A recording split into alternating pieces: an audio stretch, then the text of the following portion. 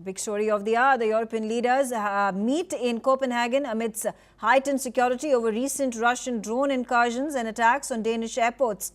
French President Emmanuel Macron said that the European Union leaders gathering in Copenhagen will focus on supporting Ukraine and boosting Europe's defense through the development of new capabilities.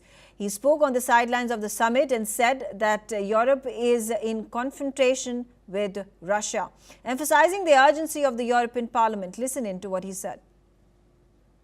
D'abord, nos travaux seront dédiés au soutien à l'Ukraine et à l'Europe de la défense. Deux sujets essentiels sur lesquels nous avons beaucoup poussé, ce qui permettra de faire le point sur les travaux de la coalition des volontaires, sur l'action que nous menons au soutien de l'Ukraine, sur les initiatives que nous voulons prendre aussi d'un point de vue opérationnel et financier. Et puis ensuite, il y a le développement d'une Europe de la défense. On s'est doté de capacités nouvelles avec vous savez, ces prêts exceptionnels que nous sommes collectivement prêts à faire pour soutenir des programmes de défense, programme dit SAFE, avec une préférence européenne, ce qui était un tabou jusque-là. En tout cas, nous sommes dans une confrontation avec la Russie, qui depuis plusieurs années est un acteur très agressif dans notre espace informationnel, on l'a vu, dans le cadre des élections comme ailleurs, qui multiplie les attaques cyber, qui évidemment a lancé une guerre d'agression en Ukraine, qui utilise la menace nucléaire et qui aujourd'hui, on le voit bien, provoque dans des espaces aériens. Tout ça est un ensemble hybride qui est dans le champ de la confrontation. The EU summit in Copenhagen comes amidst heightened tensions as Denmark has faced a wave of unidentified drone activity in recent days, which has prompted airport closures and raising concerns over the potential hybrid attacks near military installations. European Commission President Ursula von der Leyen also addressed the summit, vowing that Russia would not succeed in sowing division and anxiety across the European Union. She stressed the need for unity and resilience as the bloc confronts an evolving security landscape. Is a pattern, and this pattern is coming from Russia insofar as Russia tries to test us, but Russia also tries to sow division and anxiety in our societies. We will not let this happen. The summit is expected to discuss coordinated defense efforts, increased surveillance capabilities and joint responsibilities to cyber and aerial threats, signaling a significant shift in EU strategy towards long-term security preparedness. Let's discuss this with Mark Sutherland, who's joining me from London. Mark, thank you very much. And of course, a quick response from you with regards to the gathering that has taken place in Copenhagen.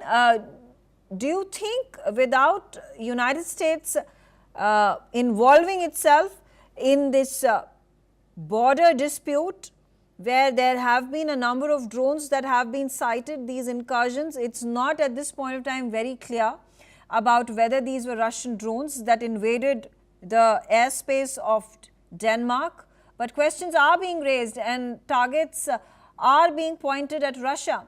And to ensure the safety of the European Union nations, Copenhagen is hosting the leaders who are talking about imposing more tariffs, who are talking about imposing more sanctions, who are talking about fortifying their defense forces. How does this play out in the near future? Mika, good to join you. And you're quite right in saying that the Copenhagen incursions, there's no proof whether that's come from Russia. Also, we remember recently there were drone incursions into Poland. One analysis you could argue is that this is Russian, particularly in Poland. Denmark is another issue, is turning around and disrupting things in that airspace because of their border.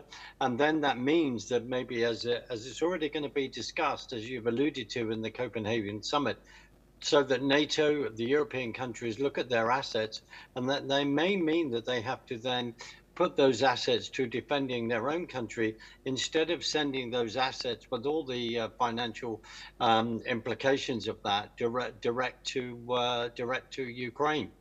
Mika.